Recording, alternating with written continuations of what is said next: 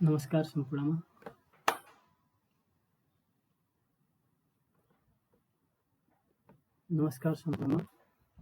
म आज हजुरहरूलाई एउटा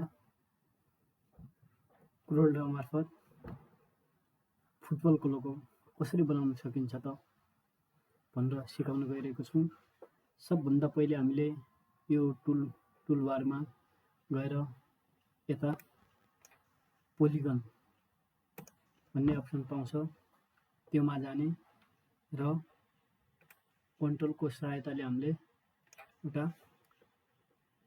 यो 6 वटा कर्नर भएको सेप बनाउने। यति भइसकेपछि कपी गरिसकेपछि साइडतिर पेस्ट गर्ने, कर्मसँगै 5 वटा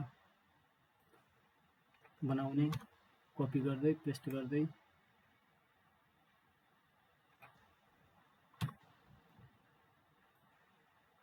5 वटा बन्यो। यति बनिसकेपछि अब हामीहरूले के गर्ने भन्दाखेरि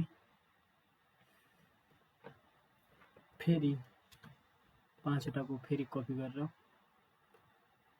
तलपट्टि सार्ने। यसरी यति गरिसकेपछि हामीहरूले यो माथिको लाइनको 3 वटा र तलको लाइनको 3 वटा लिने, कन्ट्रोल दबाई राख्ने अनि सिलेक्ट गर्ने। यो भयो तलको शिफ्ट दबाई राख्ने। सबभन्दा पहिले यो सिलेक्ट गर्ने।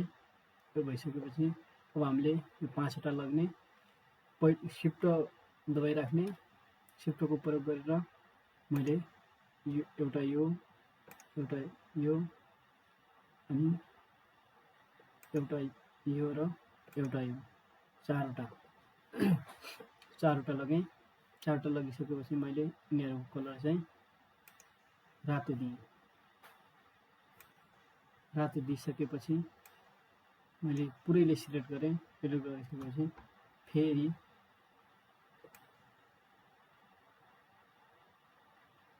कपी गरेँ।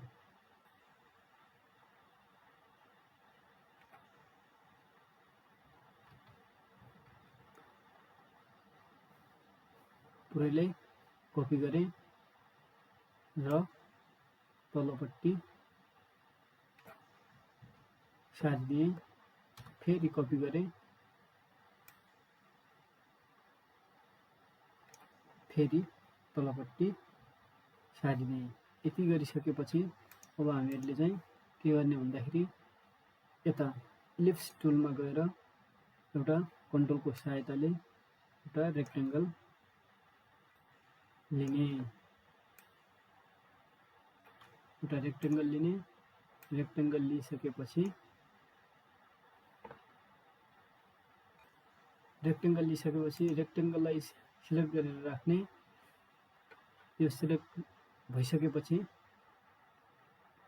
हामीहरूले टुलबारमा जाने, माथि इफेक्ट टुल भन्ने अप्सन छ, त्योमा गएर लेन्समा जाने। लेन्समा गइसकेपछि यता साइडनेर माथिनेर यो नो लेन्स इफेक्ट भन्ने आउँछ।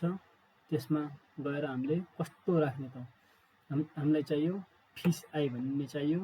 हामीले फिस आई गर्ने र फोरिजन गर्ने।